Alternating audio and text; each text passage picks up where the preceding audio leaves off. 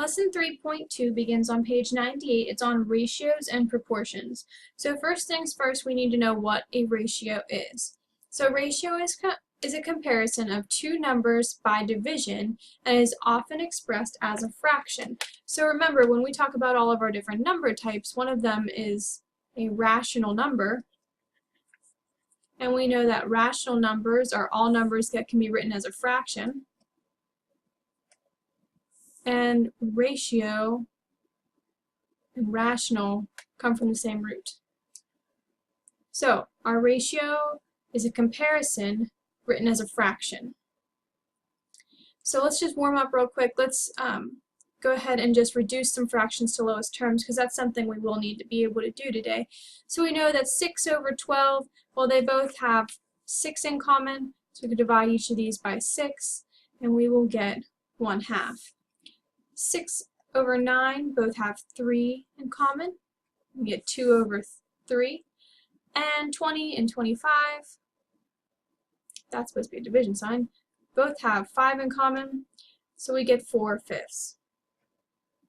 The other thing we'll have to do, we've done in the past, but let's just review it real quick, is solving using cross multiplication. So when we have a ratio across from a ratio, this is actually a proportion, which we'll talk about in a little bit.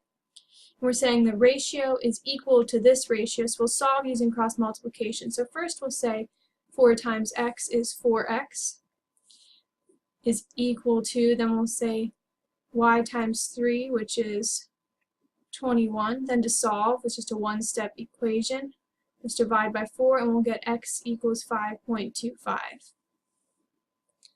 Next one, same deal, we'll solve using cross multiplication, so we'll have 2y equals 8 times 9, which is 72.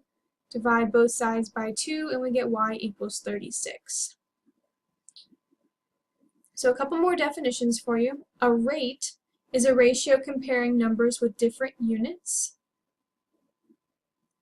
And a unit rate is a rate in which the denominator is 1.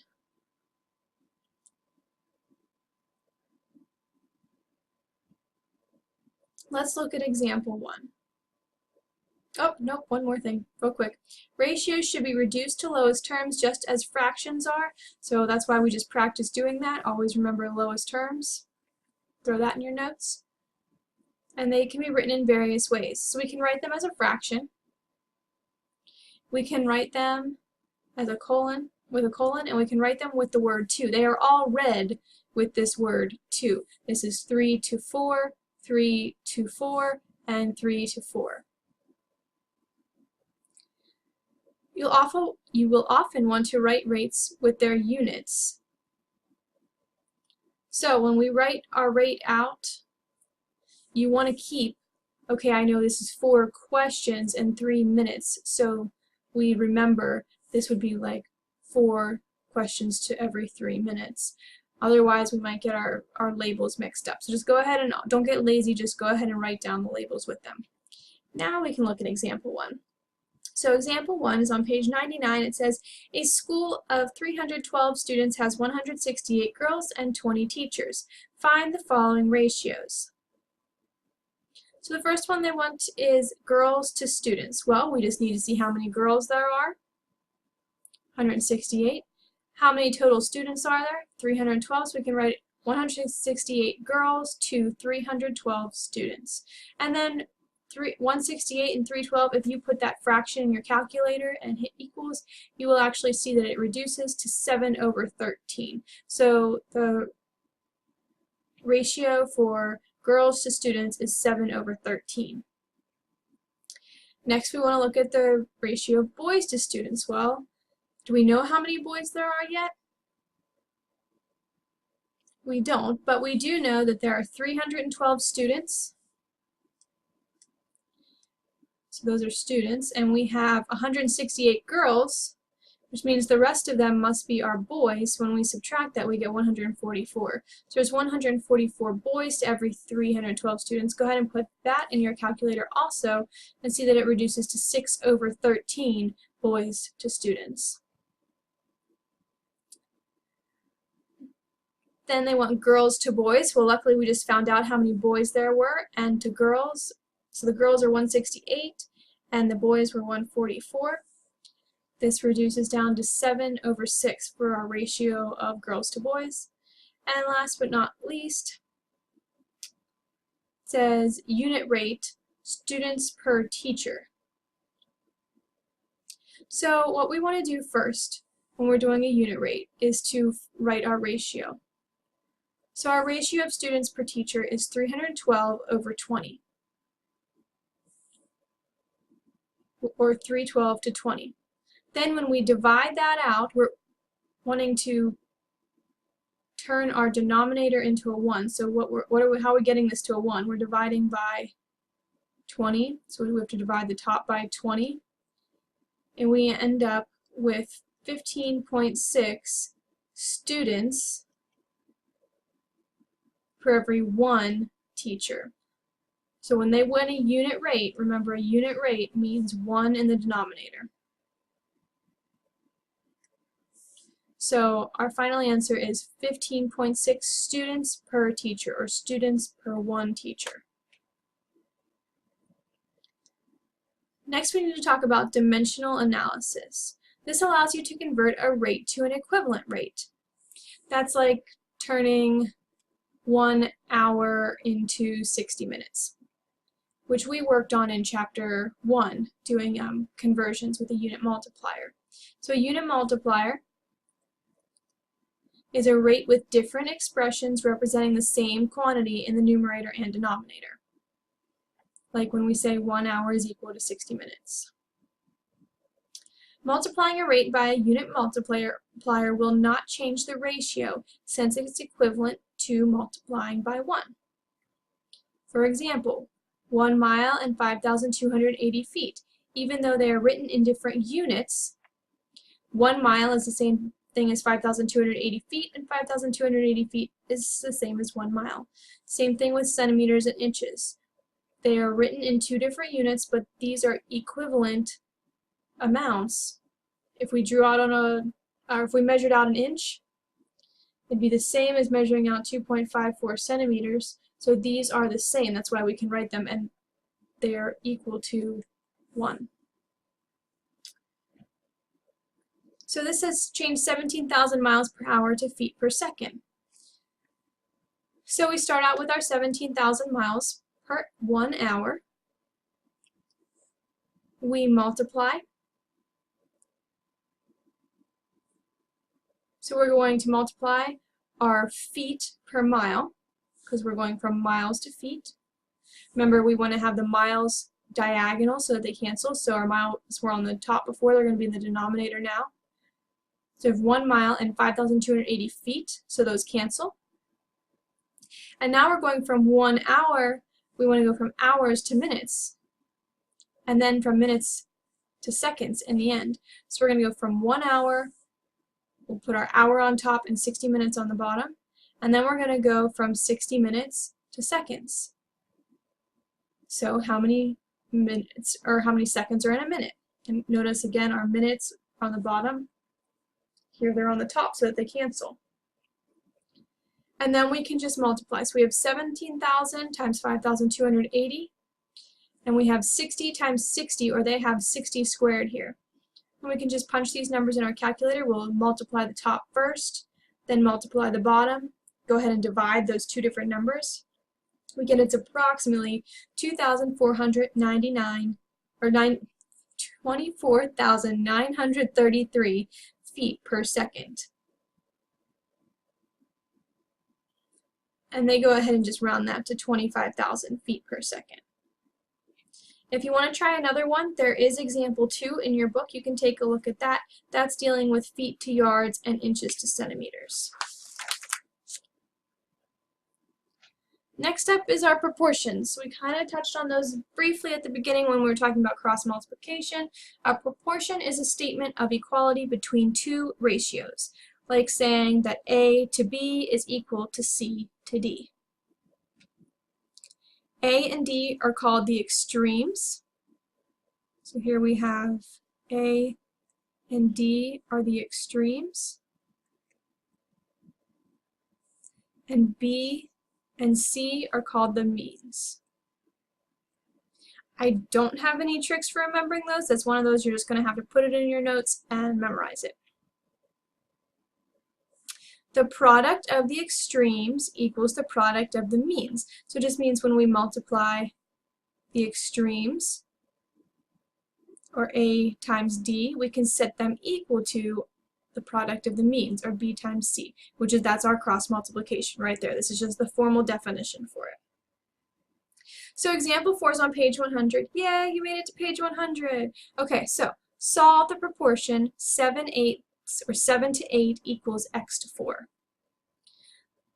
So first things first, we're going to cross multiply 8x and 7 times 4. 7 times 4 is 28. Then we can just divide each side by 8, and we get x equals 3.5. Example 5 is similar. We'll do it over here to the side because it's not actually in the slides. So example 5, here, let me switch colors real quick. That'll make it a little bit easier on us to tell them apart.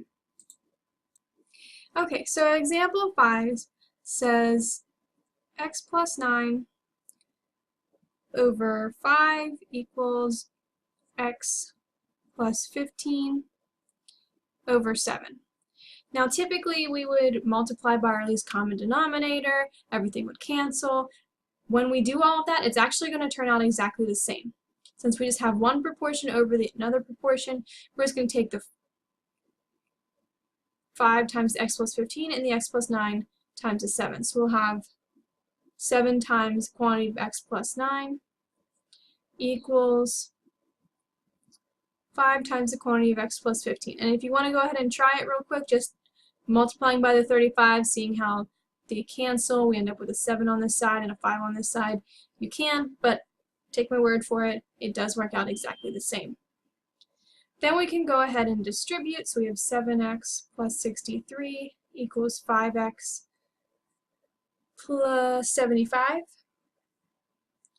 Get our variables on one side, so we'll subtract 5x, we get 2x. We'll go ahead and subtract 63 from each side.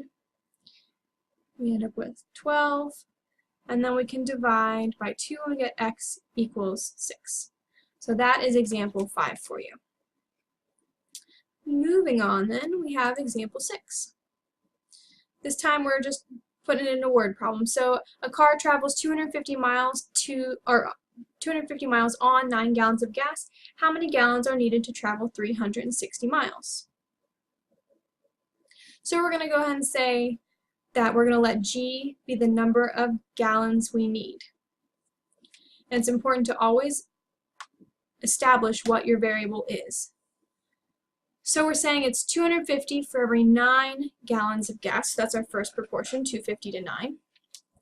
And then we're saying we have we're going to be going 360 miles, so we need to know how many gallons of gas will be needed for that. So we have 250 to 9, and then we have 360 to an unknown amount. And then we're just going to set those equal to each other so that we can solve. So we'll solve using cross multiplication. 250 times G, 9 times 360. 9 times 360, we get 3,240. Then we're just going to divide by 250 on each side, and we get G equals 12.96, or approximately 13 gallons. You always just round depending on how the directions tell you to round. And finally, example 7. This says a car dealer typically sells new and used cars in a ratio of 3 new cars to 2 used cars. There we're starting out 3 new to 2 used. If he wants to sell a total of 325 cars next month, what goal should he set for the used car sales manager? So we need to look at the information they've actually given us so far. We know that for every 3 new, there's 2 used.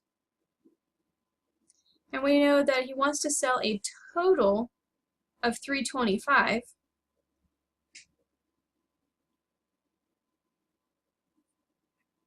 But he didn't talk about any total here. So what we have to do is actually add these up and say, well, if there are 3 new to 2 used, that means there's 5 total being sold. So 5 total. And from that, we can say for every 5 total, there's 3 new. And for every 5 total, there are 2 used. And then we can see that our final question's asking us, with this 325 total, what kind of goal should they set for the used? So this is the first proportion we're going to actually focus on. So, that's what said key. We need the ratio of the used to total cars, which is what we were just talking about. Out of every 5 cars sold, 2 of them are used, which is the ratio we boxed in right here. So we know that for every 2 used, or for every 5 sold, there's 2 used. We know our goal is to sell 325 total. So how many used cars will the used car guy have to sell? And then we can go ahead and solve with cross multiplication. And this is why it was so important for us to label each part, so we knew, oh, they told me new and used, but I didn't know the total yet, so we had to figure that out. So we can go ahead, 5u and 2 times 325. 2 times 325 is 650. Check your book on page 101. My book says 750. It's a typo, so if yours says 750 also, go ahead and scratch that out and put 650 in. And then we can go ahead and divide by 5 to get u all by itself, and it is u equals 130. So he's going to have to sell 130 used cars if they're going to meet their goal of 325 total cars for the next month. So that's it for this lesson. If you have any questions, go ahead and let me know. Otherwise, just check out your assignment.